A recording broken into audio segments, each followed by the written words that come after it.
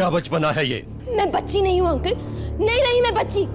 मुझे अपनी जायदाद चाहिए अभी, राइट नाउ।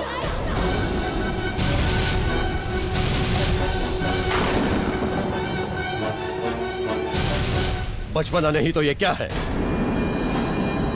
पैर पटकना, जिद करना, सामान फेंकना, तुम्हें जो करना है कर लो, लेकिन मैं सही टाइम पर सही काम करूंगा। Now go to your room, it's an order.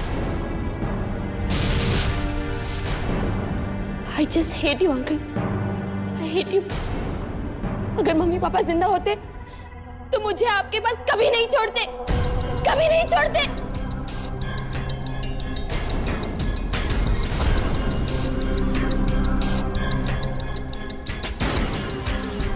Colonel साहब, कोयल अभी बच्ची है, उसकी बातों का बुरा मत मानिए।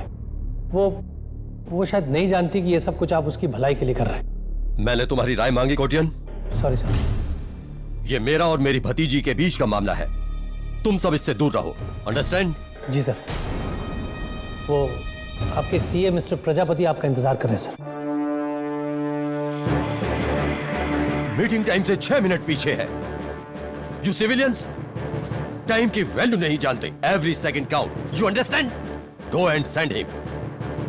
मिसेस गोम्स। सर। 4:55 हो चुके हैं। ठीक 5 बजे मुझे मेरी चाय चाहिए, otherwise you will be fired. Sir.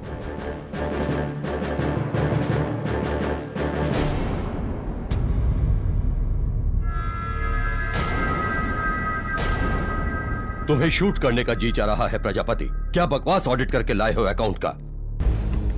अरे तुमसे अच्छा सीए तो ये मेरा पीए है। कल सुबह 11:20 तक मुझे ये प्रॉपर ऑडिट चाहिए, अंडरस्टैंड? पक्का पक्का कर्नल साहब। वो कोयल अपनी जायदाद में से कुछ एडवांस मांग रही थी। मुझसे बिना पूछे कुछ मत दो उसे, नादान है वो, उसे कुछ समझ नहीं है। 6 महीने बाद कोयल के 25वें जन्मदिन पर मैं उसे उसकी पूरी जायदाद सौंप देना चाहता हूं। उसके पिता की वसीयत के मुताबिक सही समय पर। उसके बाद वो जैसा चाहे वैसा इस्तेमाल करे, मुझे उससे कोई मतलब नहीं होगा। अच्छी बात है कर्नल साहब, कोयल पे जायदाद का बोझ पड़ेगा। तुमसे राय पूछी? You can go now.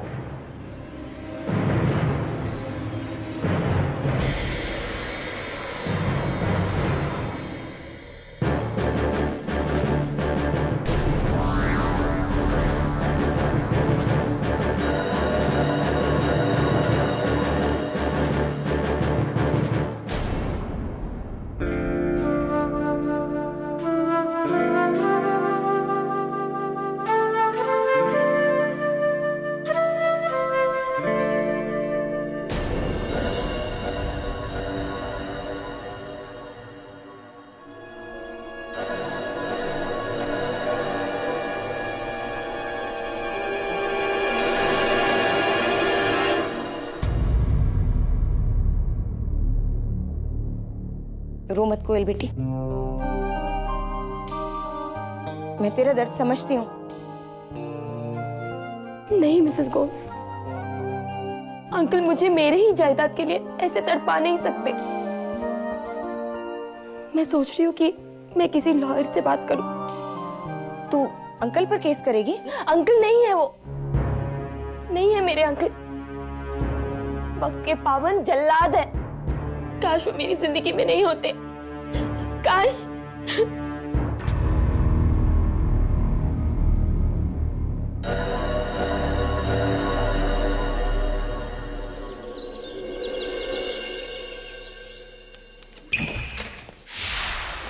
KD, मैं कोयल धनराजगीर। मेरे स्वर्गवासी माँ बाप मेरे नाम 90 करोड़ छोड़ गए थे और उस जायदाद के ट्रस्टी मेरे अंकल, मेरे ताया जी, रिटायर्ड कर्नल मानिक धनराजगीर है। वो बहुत सख्त है और मुझे अपने ही पैसों के लिए उनसे पूछना पड़ता है। That's not nice at all. Exactly. Mrs. Bilmoria, glass of cold water for her. She's very hyper. बस बैठिए। Thank you. हाँ, तो आपके अंकल कब तक आपके जायदाद के ट्रस्टी रहेंगे? मेरे 25 साल होने तक। वैसे किसी लड़की को उम्र पूछना अच्छा नहीं होता, लेकिन इस केस में तो पूछना पड़ेगा। कितनी उम्र है आपकी? 24 साल 6 महीने। 24 साल 6 महीने। जी। ठंडा पानी। तो क्या प्रॉब्लम है इसमें? 6 महीने इंतजार कर लीजिए, आपको आपकी जायदाद मिल जाएगी। मैं इतनी देर इंतजार नहीं कर सकती, मुझे वो पैसे अभी और अभी चाहिए। अगर 6 महीने बाद अगर मेरे अंकल ने इरादा बदल दिया तो मैं मुश्किल में आ सकती हूँ। मिस धनराजगीर, क्यों आपको ऐसा लगता है कि आपके ताया जी अपना इरादा बदल देंगे? वो मुझे नादान और नासमझ समझते हैं। खैर, आप ये बताइए, क्या आप मेरा केस लेंगे या नहीं? वरना मेरे पास और भी वकील है। देखिए, आप अगर समझदार हैं तो आपका केस तो मैं लूंगा ही। हाँ, बिल्कुल, मैं समझदार हूँ। You understand that? Yes, of course. आपको तो देखकर ही पता चल जाता है कि आप समझदार हैं। चलिए, तो मेरी एक सवाल जो मुझे कुछ दिनों से परेशान कर रहा है, उसका जवाब दे दीजिए प्लीज मुझे। एक बुजुर्ग थे, बिल्कुल आपकी ताया जी की तरह खड़ूस, और एक लड़की थी बड़ी प्यारी, बिल्कुल आपकी तरह।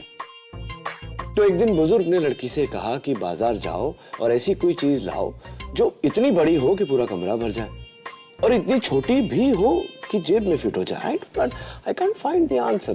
बताइए, आप समझ में आया कुछ? इतनी बड़ी चीज जो कमरा भर जाए जी। और इतनी छोटी जो जेब में आ जाए? जी। ये कैसा बचकाना सवाल है? मैं ये जवाब नहीं दूंगी। Okay, no problem. तो फिर मेरा जवाब सुन लीजिए। मुझे लगता है कि 90 करोड़ रुपयों के लिए 6 महीना इंतजार करने में कोई हर्ज नहीं, कोई बुराई नहीं। You should wait. मैं बच्ची नहीं हूँ जो सब सलाह देते रहते हैं। मैं इंतजार नहीं कर सकती। You got it? चाय, कॉफी? ओह वेल। वो वकील का आइडिया बेकार निकला। अब तुम्हें ही कुछ करना पड़ेगा नयन, तुम्हें ही कुछ करना पड़ेगा, समझे?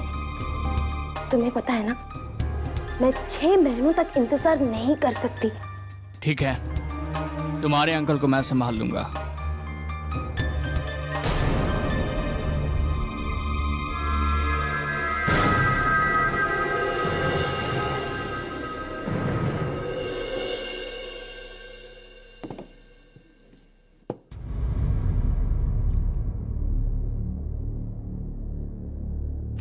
सावंत, तुझे पता है, सच तो यह है कि केडी पाठक मेरे बिना एक केस भी नहीं जीत सकता।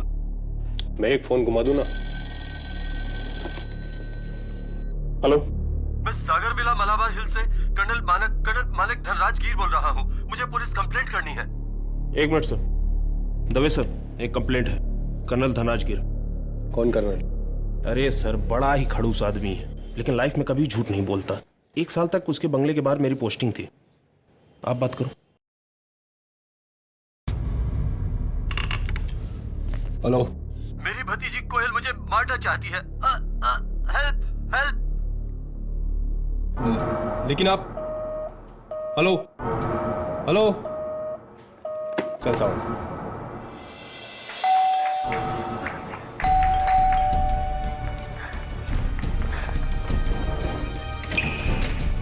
इंस्पेक्टर साहब, कर्नल का है? ऊपर कमरे में वहाँ एक आदमी है, मैंने उसे बंद करके रखा है। अब जल्दी चलिए प्लीज। चलो।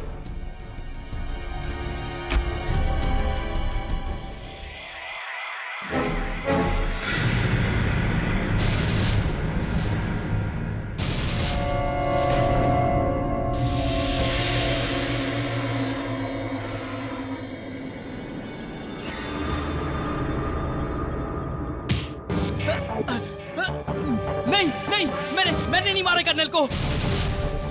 मैंने कुछ नहीं किया है, मैंने कुछ नहीं किया।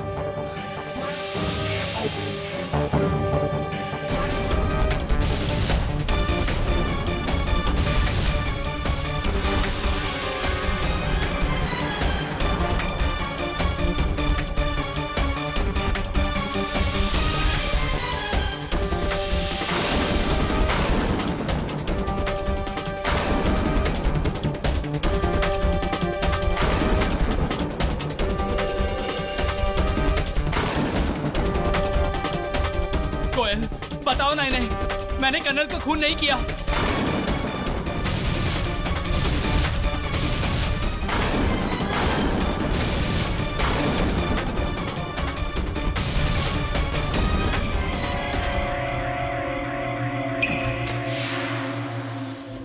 Katie, Katie, Katie, Katie, you only can help me, please help me. मेरे अंकल का मर्डर हो गया और उसका इल्जाम नयन पर, मेरी दोस्त नयन पर है. Please, only you can help me. I will. Calm down. Sit down. No, you listen to me. You can only help me. अगर उसे कुछ हुआ ना, मैं जीती जी मर जाऊंगी. कुछ नहीं होगा. मैं मर जाऊंगी. Calm down. I'll die. Nothing will happen. Calm down. No, you listen to me. Help me, please. Mrs. Billmore, आप. No, Katie, listen to me. You have to help me.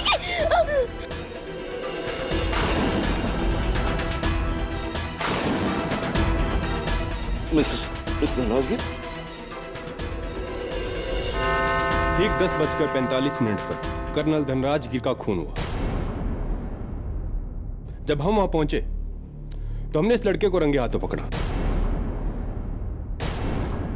तुम्हारा पूरा नाम नयन चक्रवर्ती है और तुम एक पेंटर हो, आर्टिस्ट। जी।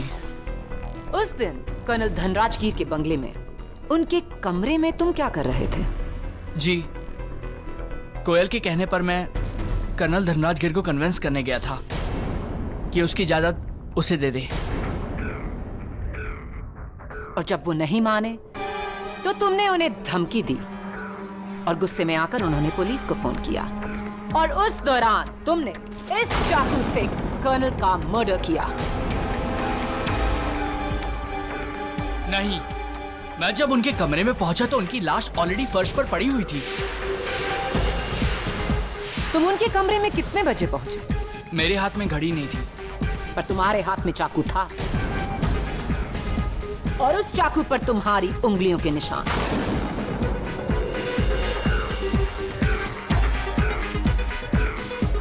वो इसलिए क्योंकि मुझे लगा कि वो जिंदा हैं, इसीलिए मैंने चाकू निकालने की कोशिश करी और मेरे उंगलियों के निशान। या तो तुम हमें बेवकूफ समझते हो या फिर खुद बेवकूफ हो जो कत्ल के औजार पर अपनी उंगलियों के निशान छोड़ोगे। और उस हथियार के साथ तुम्हें देखा मिसेस गोम्स ने, उस घर की हाउसकीपर। जब कमरे में आई तो मैंने इस लड़के को कर्नल की लाश के ऊपर चाकू पकड़े हुए देखा था।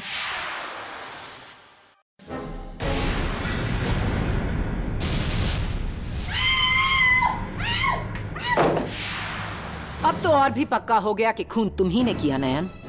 योर ऑनर, इस केस में एक अहम सच ये है कि कर्नल साहब का कत्ल सुबह ठीक 10:45 पर हुआ। नयन उस कमरे में एग्जैक्टली कितने बजे गया, ये ना तो नयन को खबर है ना ही मिसेस गोम्स को। Time is of essence in this case.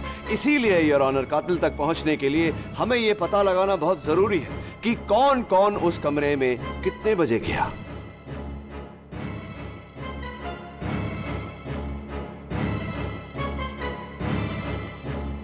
हाँ तो मिसेस गोम्स, सबसे पहले उस दिन आप कर्नल साहब के कमरे में गई थी। जी। क्या टाइम हो रहा था तभी? कर्नल टाइम के एकदम पक्के थे। वो हर काम एग्जैक्ट टाइम पे करते थे। उस दिन भी सुबह 10 बजे, एग्जैक्ट 10 बजे मैं उनको दवाई देने गई थी।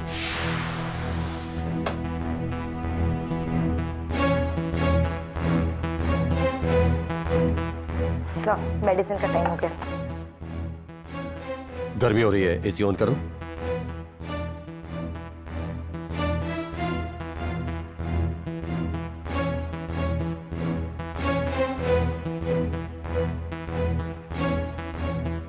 मिसेस गोम्स, अगर ये आर्मी होती तो मैं आपका कोर्ट मार्शल कर देता।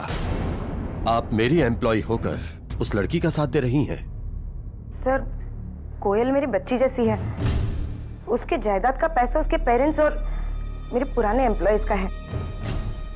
आपका कोई हक नहीं बनता कि... मिसेस गोम्स, अपनी औकात से ऊंचा बोलने की हिम्मत मत कीजिए। तुम कोयल की मां नहीं, उसकी दाई हो दाई। लेकिन वो जब से अकेली हुई है तब से मैंने उसे एक माँ की तरह पाला है। और आपकी वजह से उसे कोई तकलीफ हो ये मैं देख नहीं सकती। और मैं भी तुम्हें देखने नहीं दूंगा। ये महीना खत्म होते ही मैं तुम्हें इस नौकरी से निकाल दूंगा। आप ऐसा नहीं कर सकते। मैंने अपनी लाइफ के 30 साल दिए इस घर को। You can't do this to me. अपनी भतीजी को तुम जैसे भड़काने वाले लोगों से बचाने के लिए मैं कुछ भी कर सकता हूं। Get out.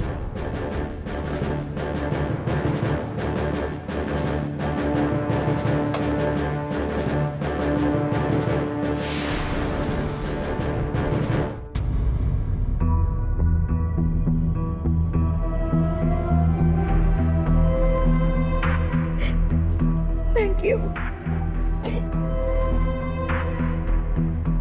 मैंने कर्नल को नहीं मारा। उस दिन मैं उनके कमरे में गई थी 10 बजे, लेकिन ठीक 5 मिनट बाद बाहर आ गई थी। मिस्टर कोटियन ने देखा था मुझे बाहर निकलते हुए।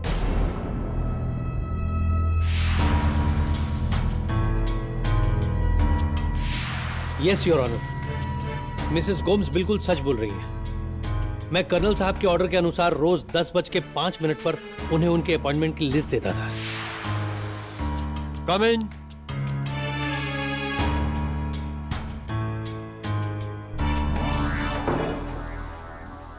Morning sir. Good morning.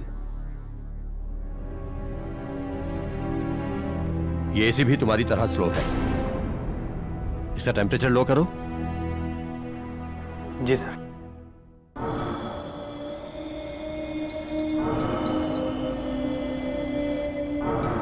सारी अपॉइंटमेंट्स का ऑर्डर गलत है। कोटियन, तुम किसी काम के आदमी नहीं हो। टाइम की वैल्यू नहीं है तुम्हें। Every second counts. Understand? Yes sir. मेरा निकम्मा सीए प्रजापति आने वाला था। आया क्या? जी अभी तक तो नहीं। अरे तो फोन लगा उसे। अगर आज भी वो लेट आया ना तो उसकी नौकरी तो गई। I will throw him out. जी सर, अभी लगा था उसका।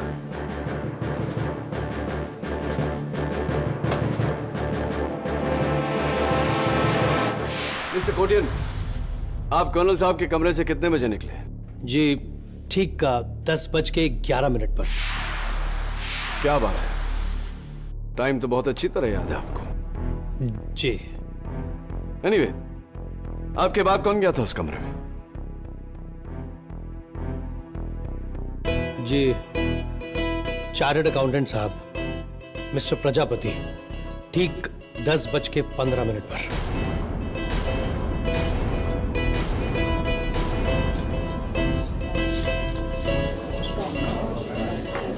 Order order. मिस्टर प्रजापति, आप कर्नल धनराजगीर के घर 10:15 पर पहुंचे, उनकी मौत से आधा घंटा पहले, राइट? जी, और बंगले पे आते ही मिस्टर कोटियान मुझ पे भड़के। फोन क्यों नहीं उठा रहा ये प्रजापति जी? 10:15 हो गए। घड़ी देखिए आपने, आप पूरे 5 मिनट लेट हैं। लेट आप आते और सुनना मुझे पड़ता है यहाँ। तब तो अगली बार मैं और लेट आऊंगा। सोनलाल जी, आप ऊपर आ रहे हैं? नहीं, मैं यहीं रहता हूं, वरना वो वक्त का गुलाम ना फिर से मेरी क्लास ले लेगा। उसे आज ही वसीयत चाहिए थी और अब तक रेडी नहीं। अच्छा ये बताओ, तुम्हें कितना टाइम लगेगा? बस 10 मिनट, ये पेपर्स लेके निकलते हैं। ठीक है, मैं यहीं। चलो चलो जल्दी चलो।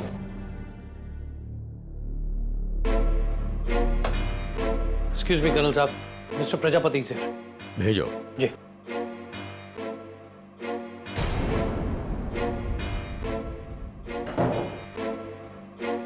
लेट आने के लिए I am so sorry sir. वो ट्रैफिक ऑडिट रिवर्क किया? लाओ।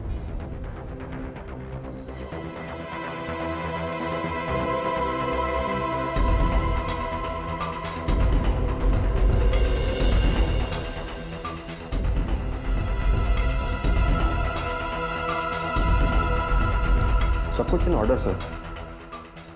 ठीक है, इसकी 4 कॉपीज करवाकर कल इनकम टैक्स ऑफिस में ठीक 2:20 पर मुझे मिलो। 1 मिनट भी लेट मत करना, ओके? सर आप कुछ परेशान लग रहे हैं। This is none of your business. तुम जा सकते हो। ये एडवोकेट सोहनलाल तुम्हारे साथ आया है? जी नीचे है। तो गधा नीचे क्या कर रहा है? भेजो उसे ऊपर। जी सर।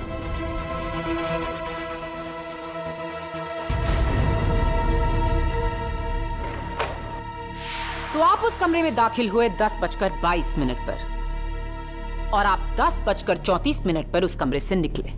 एग्जैक्ट। कर्नल के साथ रहकर हमें हमेशा अपनी घड़ी को बार बार देखना पड़ता था। फिर क्या हुआ? देखिए, सब कुछ टाइम से हो जाना चाहिए, वरना आप जानते हैं कर्नल साहब को, एक बार टाइम फिक्स कर लिया तो। जी जी जी, नहीं मैं आपको डरा नहीं रहा हूँ जी, प्लीज। मुझे क्या पता, मैं उनका पीए नहीं हूँ।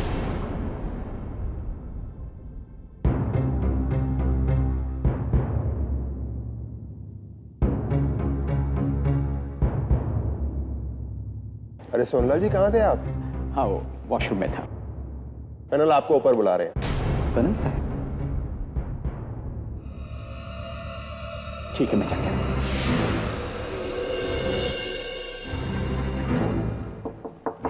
कर्नल साहब। सोहनलाल, वसीयत लाए हो?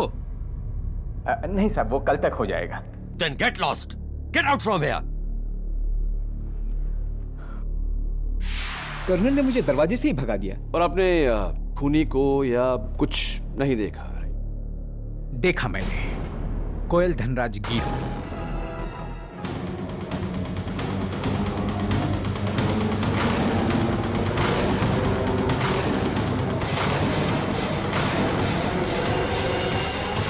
मिस धनराज गिर, आप अपने अंकल के कमरे में सुबह कितने बजे गई थी? जी 10:35 पर। 10:35 पर? जी। इतने यकीन से आप कैसे कह सकती हैं? दीवार की घड़ी पर यही टाइम था। यानी कि खून होने से सिर्फ 10 मिनट पहले। 10:35 हुए हैं। ठीक 2 मिनट में अपनी बात पूरी करो और जाओ यहां से। I am very busy. और हाँ, एसी का टेम्परेचर लो करो, बहुत गर्मी हो रही है।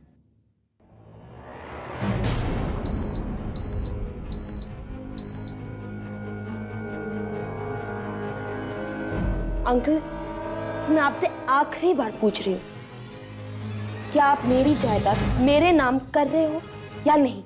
मैं भी तुम्हें आखिरी बार बोल रहा हूँ, तुम्हारे पिता की वसीयत के मुताबिक जब तक तुम 25 बरस की नहीं हो जाती तब तक तुम्हारी जायदाद तुम्हें नहीं मिल सकती। अभी 6 महीने बाकी हैं, तब तक इंतजार करो। That's it. और रुको, ये फोटो देखती जाओ।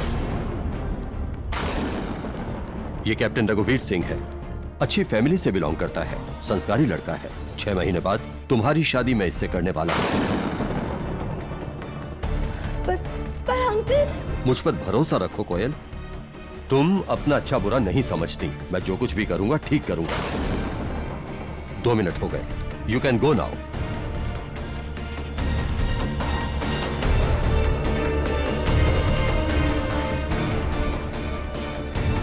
और फिर 10:37 पर आप कमरे से बाहर आई। आपने नयन को अंदर बुलाया। नयन ने कर्नल को आखिरी बार धमकी दी और फिर 8 मिनट बाद 11:15 बजे उनका खून कर दिया। नहीं, बिल्कुल नहीं। योर ऑनर, कोई अपनी गर्लफ्रेंड के लिए मर्डर जितना बड़ा रिस्क क्यों उठाएगा? गर्लफ्रेंड नहीं केली, वाइफ।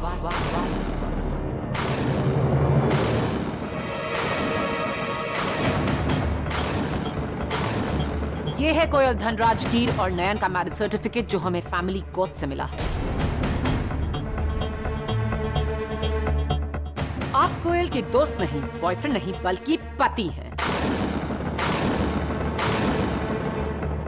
आप दोनों ने दुनिया से छुपकर शादी की और आपका ये राज 7 महीने के बाद दुनिया के सामने खुलने वाला था। और वो इसलिए क्योंकि कोयल 2 महीने प्रेग्नेंट।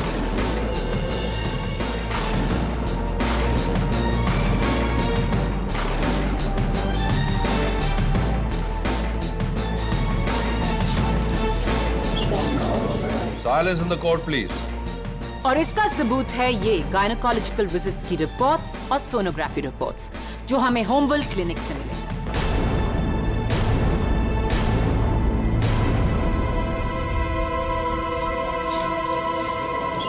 योर ऑनर, अब मेरी समझ में आया कि क्यों कोयल 6 महीने भी इंतजार नहीं कर सकती थी। कोयल को डर था कि अगर उसके अंकल को उसकी शादी या प्रेगनेंसी के बारे में पता चल गया तो वो उसे जायदाद से बेदखल कर देंगे। कोयल के पिता की वसीयत के मुताबिक अगर कोयल ऐसी कोई हरकत करती है जिससे कर्नल को गहरा एतराज हो तो वो उस जायदाद को 5 साल और अपने कब्जे में रख सकते हैं।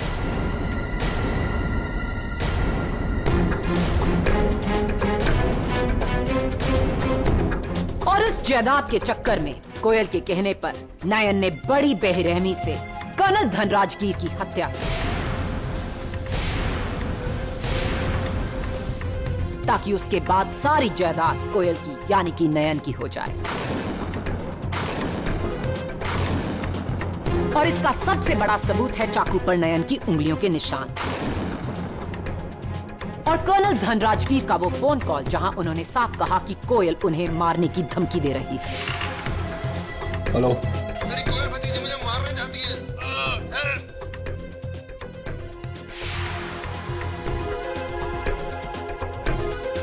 It's a crystal clear motive and a crystal clear case, Your Honor. नयन के साथ कोयल को भी हिरासत में लिया जाए।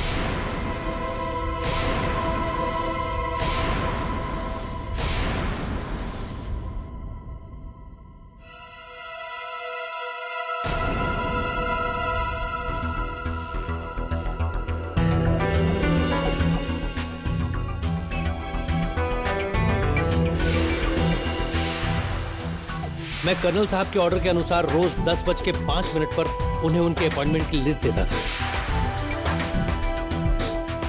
ये एसी भी तुम्हारी तरह स्लो है, इसका टेम्परेचर लो करो। आप कर्नल साहब के कमरे से कितने बजे निकले? जी ठीक 10:11 पर। कर्नल ने मुझे दरवाजे से ही भगा दिया। और आपने खूनी को या कुछ नहीं देखा? देखा मैंने कोयल धनराजगीर को। मिस धनराजगीर, आप अपने अंकल के कमरे में सुबह कितने बजे गए? 10:35 पर।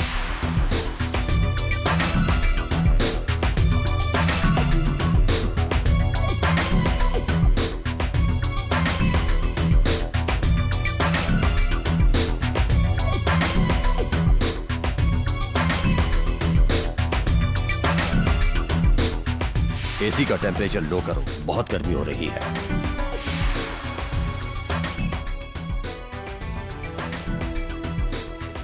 दवे, मैं कर्नल धनराजगीर का कमरा देखना चाहता हूं।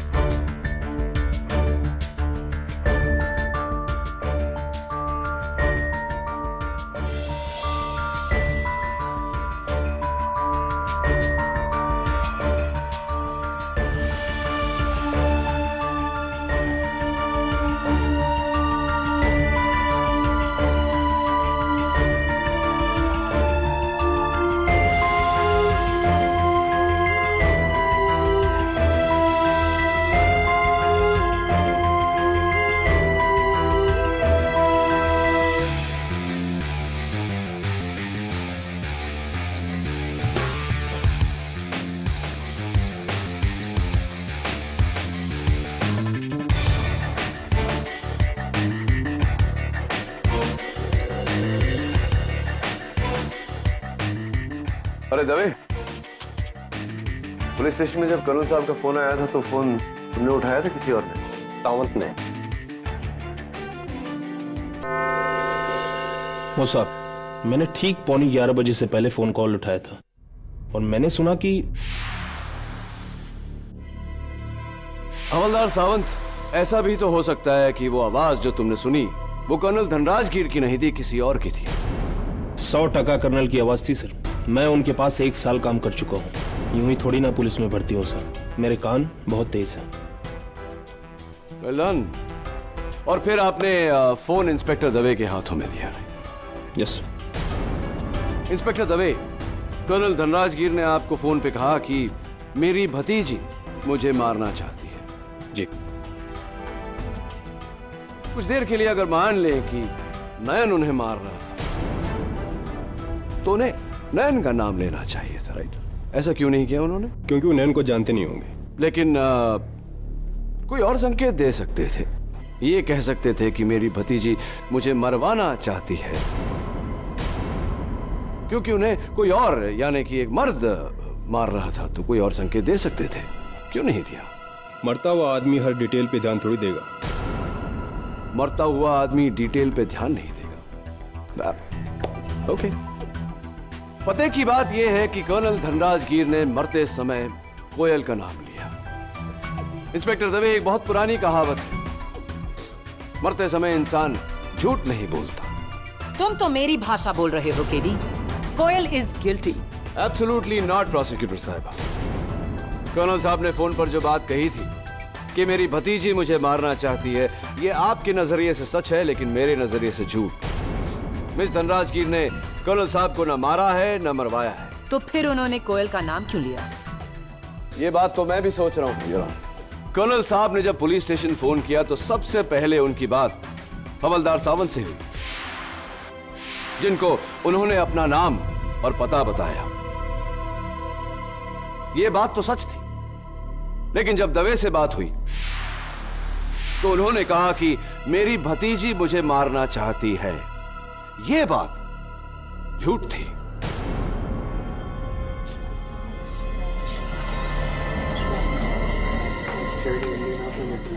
Silence in the court, please. एक ही बात में योर ऑनर, आधा सच आधा झूठ। मेरी थियरी के अनुसार वो एक नहीं दो आवाजें थी, दो इंसान थे। पहली आवाज कर्नल की, जब उन्होंने हवलदार सावंत से बात की और हवलदार ने उनकी आवाज को पहचाना।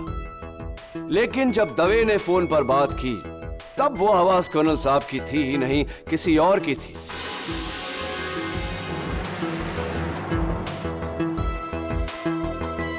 और क्योंकि दवे कर्नल साहब को जानता नहीं था, उसने वो आवाज कर्नल साहब की मान ली। ये कैसे मुमकिन है केडी? एक ही फोन कॉल में दो आवाजें? मेरी थियरी कुछ इस तरह है योर ऑनर। खून ही खून करने कमरे में आया, कर्नल साहब उसका इरादा समझ गए और तुरंत पुलिस स्टेशन का नंबर डायल किया। हेलो, मैं सागर विला मलाबार हिल से कर्नल मानिक धनराज गिर बोल रहा हूँ। मुझे पुलिस कंप्लेंट करनी है। एक मिनट सर। दवे सर, एक कंप्लेंट है, कर्नल धनराज गिर। इस दौरान खूनी ने टेबल पर पड़े हुए चाकू को उठाकर कर्नल साहब की पीठ में घोंप दिया। कर्नल साहब के हाथों से फोन छीना और वो आखिरी शब्द दवे से कहे, हेलो, मेरी कोयल भतीजी मुझे मारना चाहती है। एंड योर ऑनर, ये आवाज नयन की नहीं हो सकती। वो भला अपनी पत्नी को क्यों फंसाएगा? ये आवाज किसी और की थी जिसने हम सबको धोखा दिया, ये जताकर कि कर्नल साहब की मौत के जिम्मेदार या तो उनकी भतीजी है या फिर नयन।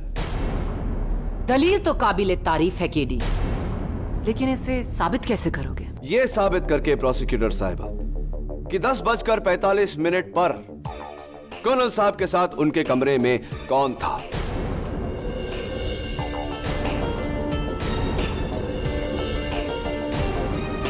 एडवोकेट सोहनलाल या पीए कोटियान, सीए प्रजापति या फिर Mrs Gomes? And your honour, मेरे इस सवाल का जवाब देगा इस केस का सबसे बड़ा गवाह, कर्नल साहब के कमरे में लगी हुई यह घड़ी। लेकिन उससे पहले योर ऑनर, मैं मिसेस गोम्स को कटघरे में बुलाने की इजाजत चाहता हूं। इजाजत? Mrs Gomes, just one question. आपके बयान के मुताबिक जब आप कर्नल साहब के कमरे में गई तो उन्होंने आपसे एसी ऑन करने को कहा। जी। आपने एसी ऑन किया, उस वक्त एसी का टेम्परेचर क्या था? 22 degrees. Thank you mister Kotian. Mrs Gomes ने कहा कि जब उन्होंने एसी ऑन किया तो एसी का टेम्परेचर 22 डिग्री पे था। कर्नल ने आपको टेम्परेचर कम करने को कहा था। कितना कम किया आपने? जी 4 डिग्री कम, 22 से 18 डिग्री पर। 22 से 18। Thank you mister Kotian. Mrs Dhanraj गिर, आपने अपने अंकल के कहने पर एसी का टेम्परेचर कम करने के लिए रिमोट उठाया। क्या आपने देखा उस वक्त एसी का टेम्परेचर क्या था? 22 डिग्री और मैंने एसी का टेम्परेचर 18 कर दिया था।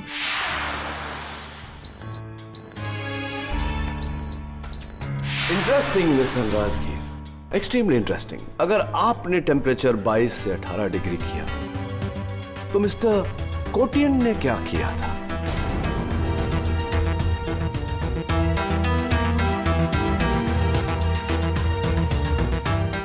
लेकिन मैंने एसी का रिमोट लेके उसे कम किया था। नहीं मिस्टर कोटियन, आपने एसी के उस रिमोट से एसी का तापमान कम नहीं किया था, आपने एसी के उस रिमोट से दीवार पर लगी हुई घड़ी का समय बदला था।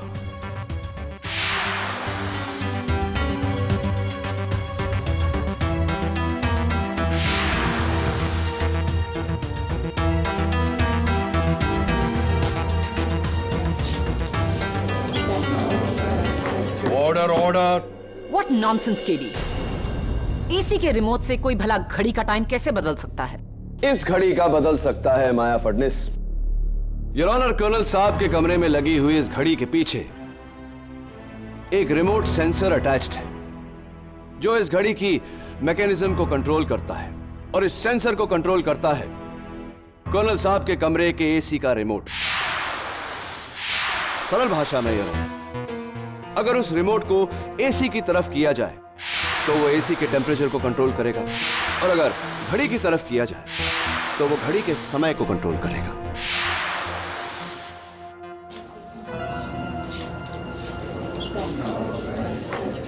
Silence in the court please. Your honour, खूनी ने बड़ी चालाकी से रिमोट उठाकर एसी का टेम्परेचर नहीं बल्कि इस घड़ी का समय बदला, इसे 20 मिनट आगे किया ताकि जो भी उसके बाद उस कमरे में आए उसे गलत समय दिखे। और ये हरकत की किसने? उसी ने प्रोसिक्यूटर साहिबा जिसने इस घड़ी के साथ टैंपरिंग की, उसी ने योर ऑनर जिसके उंगलियों के निशान फॉरेंसिक्स को इस घड़ी के पीछे लगे सेंसर पर मिले। PA mister Dilip Kotia.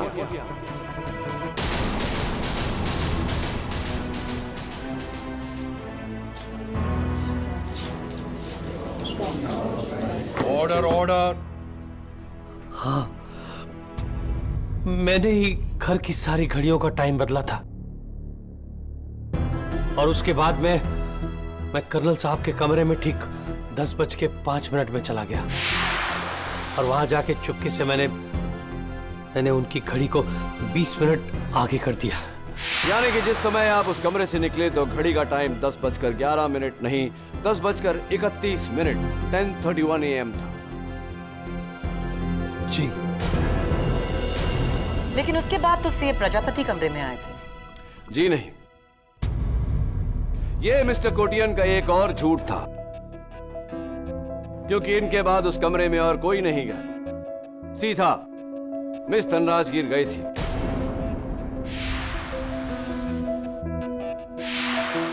Is that correct mister Kotian? जी। और फिर मिस धनराजगीर 2 मिनट बाद उस कमरे से बाहर निकली। नकली टाइम 10:37, असली टाइम 10:17 10:17 AM। और कोयल के बाद कमरे में कौन आया था? कोयल के वहां से जाने के बाद सीए प्रजापति वहां आए, और उनके बाद एडवोकेट सोहनलाल जो कमरे में आए बिना वहां से चले गए। यही सीक्वेंस था ना मिस्टर कोटियन? बिल्कुल वैसा ही जैसा आपने प्लान किया था। जी, लेकिन ये सारा प्लान मेरा नहीं था। मैंने कर्नल साहब को नहीं मारा है, कर्नल साहब को मारा है उसने।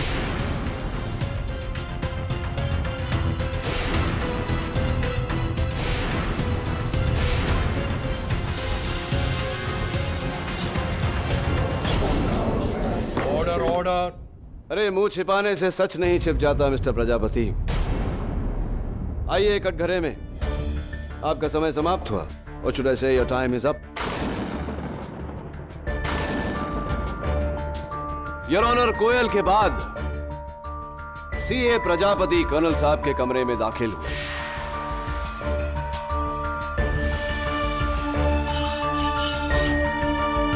हेलो, मैं सागर विला मलाबार हिल से कर्नल मानिक धनराज गिर बोल रहा हूँ। मुझे पुलिस कंप्लेंट करनी है। मेरी कोयल भतीजी मुझे मारना चाहती है। Help help. उनकी जान ली, उनके हाथ से फोन छीना, पुलिस से बात करके उनको गुमराह किया, फिर नीचे जाकर एडवोकेट सोहन लाल को ऊपर भेजा ताकि सबको यह लगे कि कर्नल साहब जिंदा है। एडवोकेट सोहन लाल ने जो आवाज सुनी थी वो कर्नल साहब की नहीं, पीए दिलीप कोटियान की थी। कर्नल साहब। सोहनलाल, वसीयत लायो? नहीं साहब, वो कल तक हो जाएगा। Get lost, get out of here. Am I right, mister Prajapati? जी। और घर की तमाम घड़ियों के साथ एडवोकेट सोहनलाल की घड़ी को भी 20 मिनट आगे कर दिया गया। और मेरा शक आप पर ही है मिस्टर प्रजापति। क्या मेरा शक सही है? हाँ, वहां आने से पहले मैंने जानबूझकर एडवोकेट सोहनलाल की घड़ी की तारीफ की और बहुत लेट हो गए। हाँ यार, बहुत लेट हो गया, कर्नल चिल्लाए। अरे सोहनलाल जी, बहुत अच्छी घड़ी है। हाँ। कहाँ से ली? वो लास्ट टाइम पेरिस गया था ना, वहाँ से लिया था। काफी महंगी लगती है। हाँ, काफी महंगी है। चलिए, वो लेट हो रहा है। जिस तरह पीए कोटियन ने टाइम को आगे किया था, पुलिस के वहां आते ही उसने उसी तरह टाइम को 20 मिनट पीछे कर दिया ताकि किसी को शक न हो।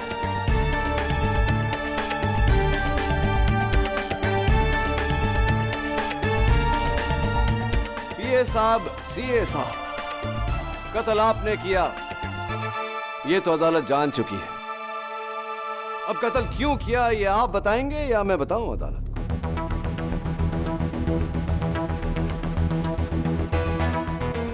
कर्नल धनराज गिर के टैक्स ऑडिट में गड़बड़ इसलिए थी क्योंकि मैंने उसमें करोड़ों का हेरफेर किया था।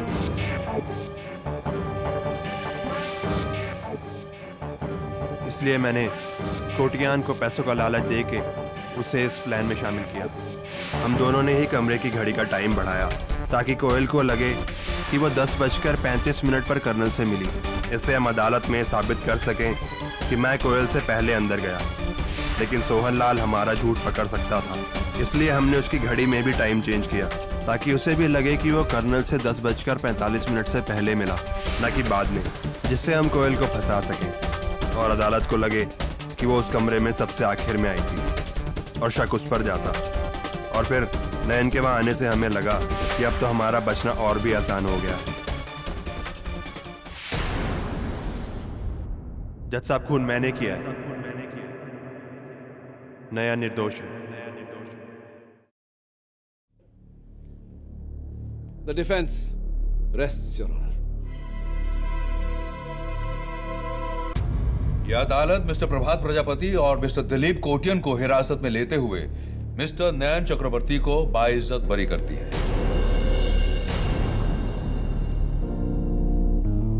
The case is closed.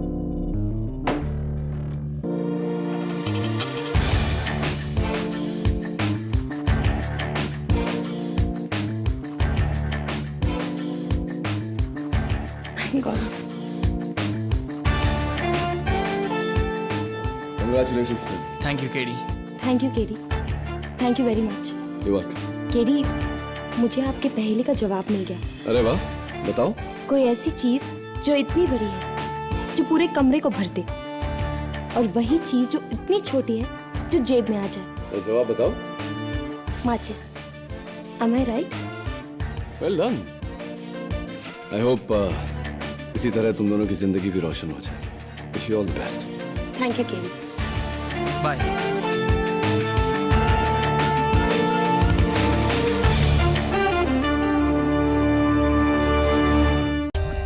For more updates, subscribe to our channel, click the show links and enjoy watching the videos.